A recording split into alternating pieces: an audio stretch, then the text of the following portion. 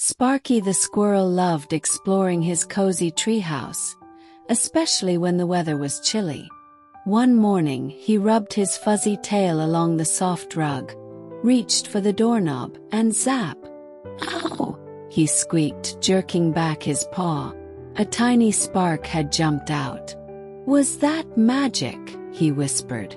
Confused but curious, Sparky decided to visit someone who always knew the answers. Professor Hoot, the wise old owl, lived in a hollow deep in the tallest tree. He was reading when Sparky burst in. "I got zapped by my doorknob."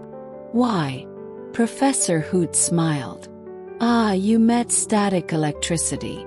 When you rub your fur on the rug, you build up a tiny electric charge. When you touch metal, zap! It jumps." Sparky's eyes widened. "So I have electricity in me?" "Only a little static," chuckled the professor. "But if you really want to learn more, follow this map to the Land of Zaps." Sparky packed a few nuts and followed the glowing map.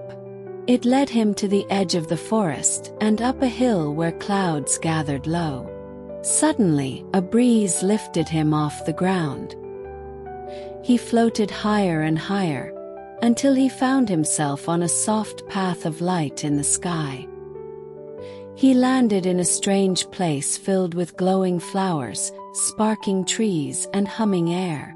A sign read, "Welcome to the Land of Zaps."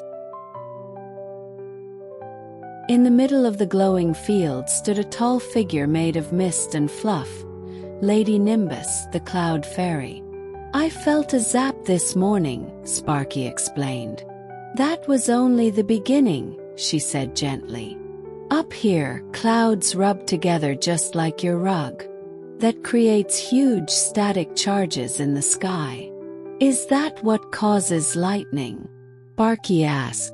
Lady Nimbus nodded. "Yes, lightning is one big zap.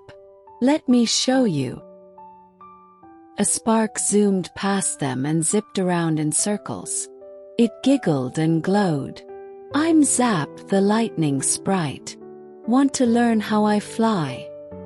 he asked, bouncing in the air. Sparky followed Zap as he darted between clouds. "I move when there's too much charge in one place. I jump to something with less charge, just like you did with the doorknob." Sparky laughed. "So I had a tiny lightning bolt in my paw?" "Exactly," Zap grinned.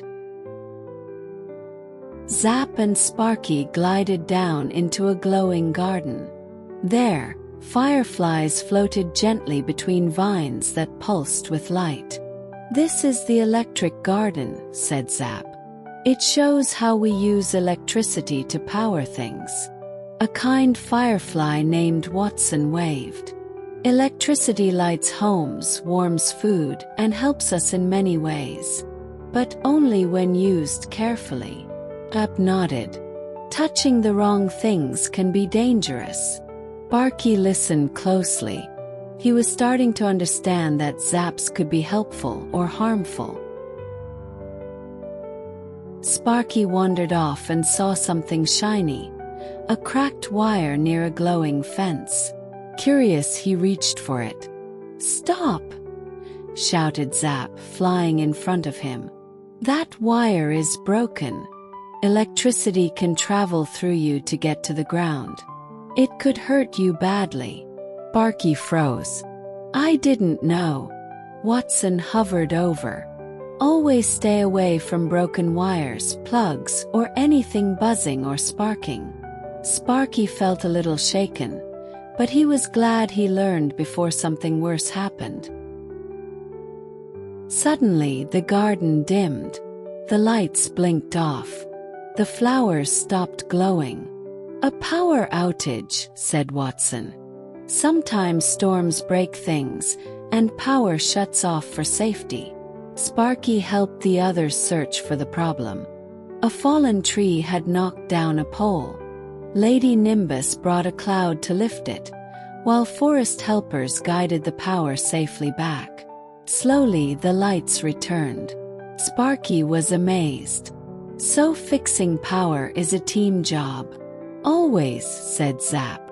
And it must be done by trained helpers, never on your own.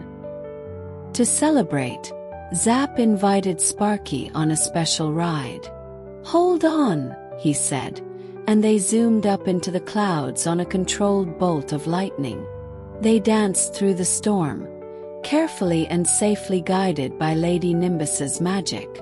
They saw real lightning flash across the sky and watched it strike a tall metal rod far below. That's a lightning rod, said Zap. It safely takes lightning into the ground so buildings stay safe. Sparky smiled. Even big Zaps have rules. When the ride ended, Zap gently set Sparky back near his treehouse.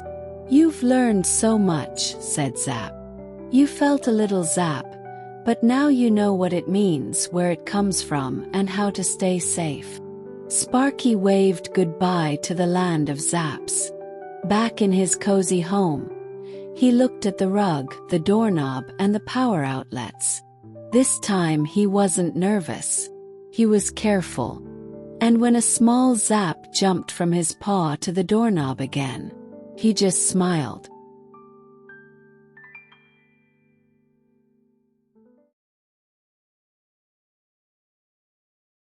Thank you for watching.